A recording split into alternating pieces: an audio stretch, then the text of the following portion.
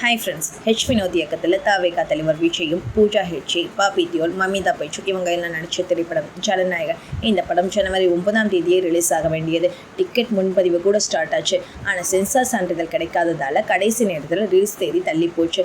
Ticket முன்பதிவு செஞ்சவர்களுக்கு பணமும் திருப்பி கொடுத்துட்டாங்க. ஜனநாயகன் படத்தை ஓடிடி உரிமம் 120 கோடிக்கு விலை போனதாக நினைச்சு ரசிகர்களும் பெருமையாக நினைச்சிட்டு இருந்தாங்க.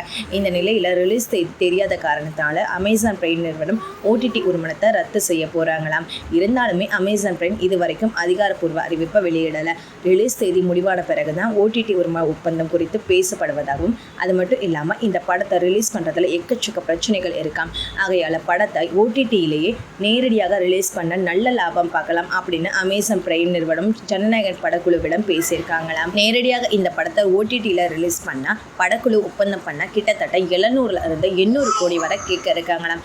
காரணம், இந்த படம் திரையரங்குல ரிலீஸ் ஆச்சு அப்படின்னா அதை விட கண்டிப்பாகவே அதிகமாக வசூல் பண்ணும். படத்திற்கு பல பிரச்சனை இருக்கிறதுனால ஓடிடியில் ரிலீஸ் ஆக வாய்ப்பு இருக்குது. ஸோ கண்டிப்பாக இந்த படம் ஓடிடியில் ரிலீஸ் ஆச்சு அப்படின்னா எலெக்ஷனுக்கு முன்பாகவே வெளியிடுவாங்க. தியேட்டரில் தான் வெளியிட போகிறேன் அப்படின்னு பல குழு சொல்லிட்டாங்க அப்படின்னா தமிழக எலெக்ஷனுக்கு பின்பு தான் இந்த படம் ரிலீஸ் ஆகும் அப்படின்னு சொல்லப்படுது.